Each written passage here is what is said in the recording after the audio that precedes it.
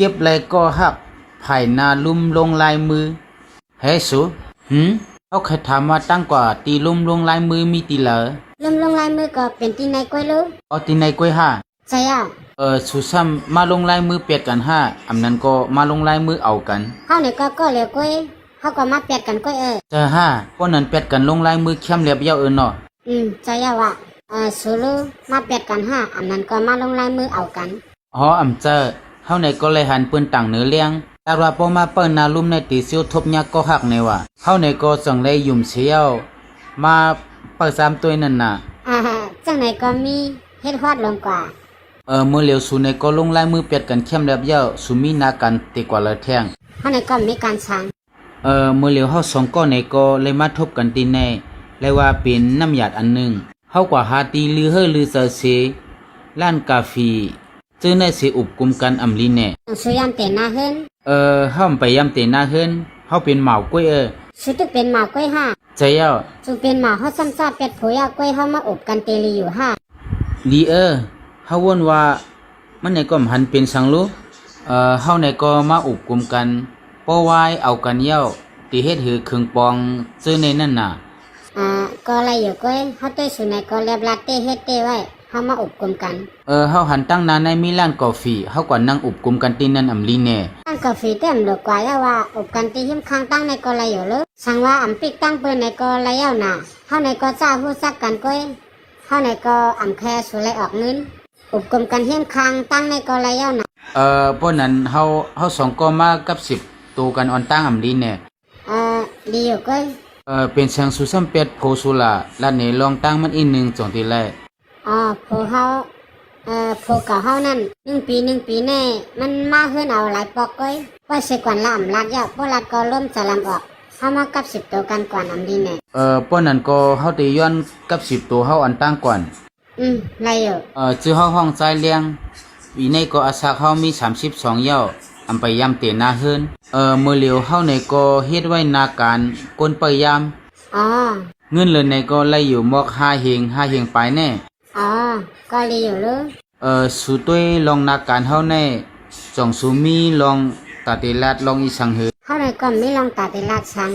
เฮ็ดการคนพยายามก็ลีอยู่ก็สู้อำจังห้าสัมเตจังเฮ็ดสังนาการสังก็เอาเองเอาเฮียงเฮาเรียกมาเหมือนกันก้อยสัมเตแจกแพเฮ็ดสังใจเย้า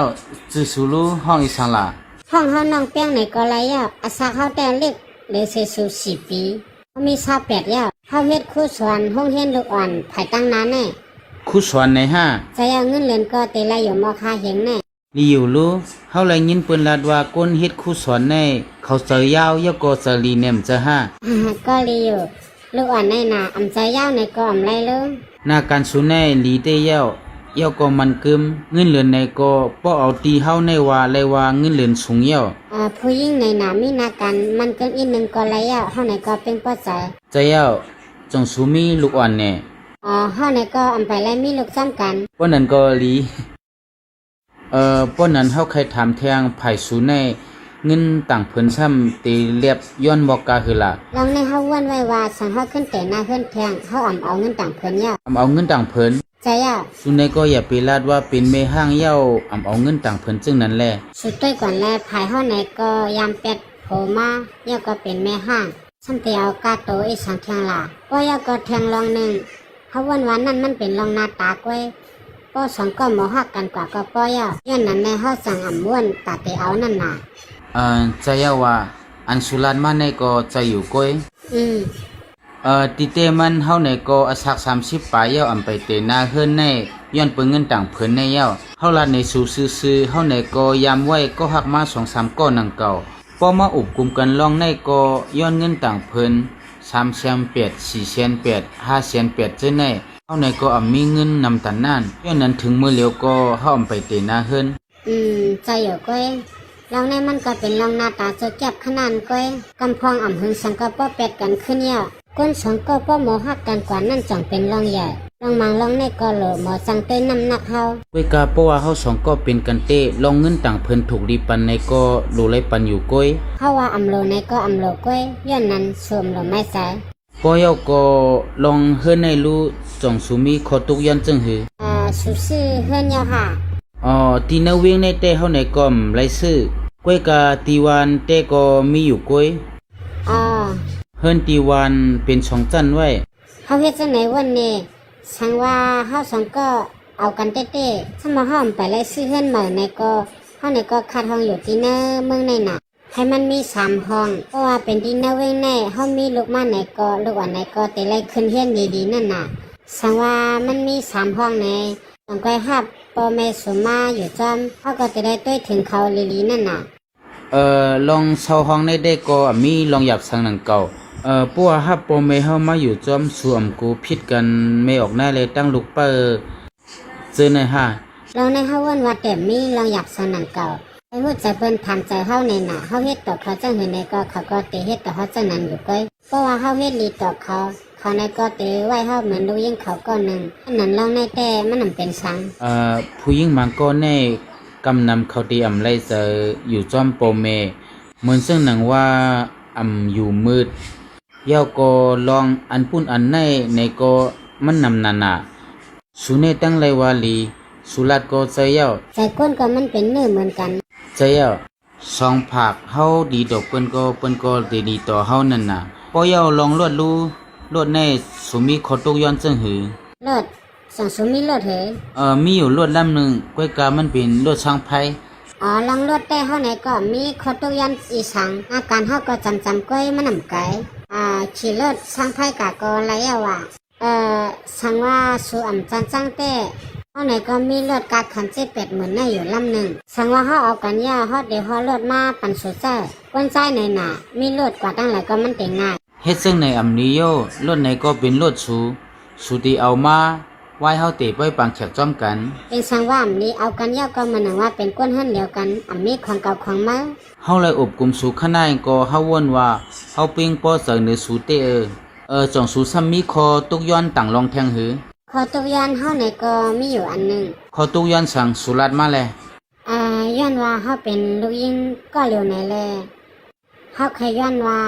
มื้อนามาวันเสาร์วันอาทิตย์สุเป็นก็เฮามื้อเจอพ่อแม่เฮาจังติไลลองในอันมีลองหยับสังย้อนว่าพ่อแม่ไหนก็อาศักใหญ่ยาว เฮาในก็ถูกดีต้วยถึงเขาอยู่ก้อยลองแน่มีลองหยับจงมีคอตุกย้อนต่างรองหือ มีเทียงลองหนึงอันลองหยับเซเปิ้นเฮาวันว่าให้สุปันขอมันเจียนเฮา ลองสังละสุรัดมาแล สุในก็ฮู้อยู่ว่าเฮาเป็ดโผเฮายาวโผเก่าเฮานั่นบางพวกเลือนเฮหลายก็อ่ำมาเฮินมันก็กลุ่มกว่าหาเหล็กจ้ำก็มันกินเหล้าต่อไผ่อ่ำต้อนอยู่ที่เฮินสิปอกเฮาในก็อ่ำเย็นใจแลมันเฮ็ดจังไดเพราะว่าเฮาสองก็เอากันยาวเฮาแค่สุปอกมาเฮินตัดเสร็จสูอย่าไปกลุ่มกว่ากินเหล้าต่อไผ่จ้ำก็สูหนึ่งปอกหนึ่งหลายแต้มเป็นสังสูเหลือไว้ลองนาเฮินเฮาในเป็นลองใหญ่ ลองได้แต่สูตั้มเจอละเฮาในก็เป็นก้นอยู่ง่ายๆก้อยเลยเสลองนาการเย้าเฮาในก็อ่ำจังกว่าตั้งเลยเฮาในก็ตีปอกมาเฮินก้อยเฮาในก็อ่ำมีก็สุกยุงอีสังจึงนั้นลองในสูตั้มเจอละเฮาตื่นตีไว้ลองนาเฮินเฮาเป็นลองเหยอะก้อยเฮาตีคัดใจเหตุการณ์กว่าเลลีตอนตานาเฮินเฮาตีขึ้นเหยอะนั่นน่ะ เพราะนั้นก็เลี้ยวเฮามีคอตกย่างแทงอันหนึงเป็นกำเนิดซื้อ สุรัดเลย หนึ่งเหลือในเฮาคานึกเอาตั้งเงินเหลือนเฮา4-5 ปากปันพ่อแม่เฮาให้เขาไล่ซื้อเขาวซื้อพักนั่นน่ะให้เขามีรางอุ่นใจสมามใจเงินนำอีสันก็ให้เขามีตั้งซื้อเองหนึงนั่นน่ะ เฮาเฮ็ดจังไหนวันนี้เฮาในก็ตีเอา4-5 ปากเฮาสองก็ในก็นกออกเงินเสียเหงหนึ่งมื้อหนึ่งสุราษฎร์นั่นให้เขาไล่ซื้อพักซื้อเยอะซื้อโคของอิดออดนั่นน่ะไว้ในพอเฮามีเงินมาก็ปันเขา2-3เฮียงก็อำเป็นสังนังเก่าย้อนว่าเขาในก็อาศักใหญ่เย้าเฮาในก็ถูกดีด้วยถึงเขานั่นน่ะเงินก็ลงลุ่มลาเขาก็หลุเลยลุ่มลา สุในก็ลิเตียพวกเก่าเฮานั่นเพราะว่าเฮาเอาเงินปันพ่อแม่เฮามันไหนก็มีตั้งซื้อ เฮาวนว่าสูเป็ดโพเก่าสูแน่สูเลิกเสียนตั้งสั่งถูกเย้าสูในก็จังเตเลยมาทบยาเฮานั่นน่ะจ้ะฮะ ใจเอาว่ะ อุบกันบ่ดังเหิงสูวนว่าเฮาเป็นจังหือล่ะ สุในก็ลิเตียป่องจะง่ายแล้วก็เฮาวันว่ามีรางอุ่นใจ เพราะนั้นก็ลีเย้าเฮาในก็เป้งป้อใจเนื้อสูเตเย้าเฮาวนว่ามื้อแน่มื้อหนังว่าเก็บไรเสียงเอ น เฮาวันวันในแต่เป็นน้ำหยัดก้อย อุบกันในก็บ่ตั้งหึงเย้าเฮาสองผักในก็เพียงบ่เจอเหมือนกันอยู่จังเจ้อ เมื่อเร็วก็ถึงขิงกินข้าวย่าเฮาอ่อนกันกว่ากินข้าวอำลีแน่ กินข้าวเฮ็ดไหนแลกว่าที่เฮือนเฮาแหละเฮือนเฮามีเฮียมในก้อยเฮาก็ได้เฮ็ดเล่นสู จุโมเฮ็ดข้าวผักเส สูลือจะมาเฮ็ดข้าวผัก เฮาในก็หมออยู่อีกหนึงมื้อหนาเฮาในก็ติเลยเฮ็ดข้าวผักจ้อมกันกินเย้า เพราะนั้นกว่าที่เฮือนเฮาแหละเฮาได้เฮ็ดข้าวผักเล่นสูหมดสาลีบ่อยากก็หมดเงินนำ ก็เลย